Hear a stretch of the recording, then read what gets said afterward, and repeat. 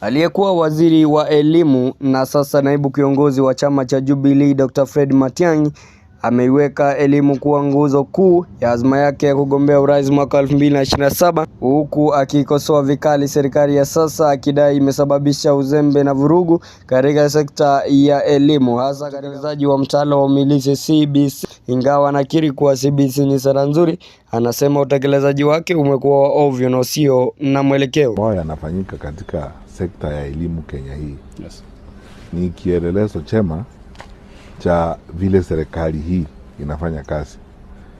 Viongozi wetu wa serikali badala ya kutumia wakati wao mwingi kupanga mambo maendeleo na maisha ya wananchi wetu, wakati wao mwingi unatumika kwa mambo zingine ya kuchekesha tu. Pia amelaani vipaumbele vya matumizi ya serikali, akitaja mgao mkubwa wa fedha kwa Ikulu huku shule zikikosa ruzuku ya kutosha, na kudai kuwa elimu ya bure ya msingi na sekondari imeharibiwa na kuwabebesha wazazi gharama kubwa.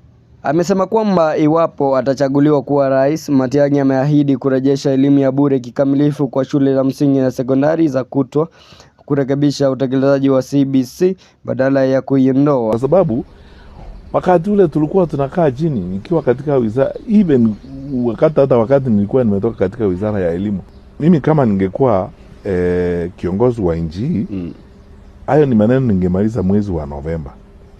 Kabla wazazi hawajaenda. Kabla wazazi hawajaenda.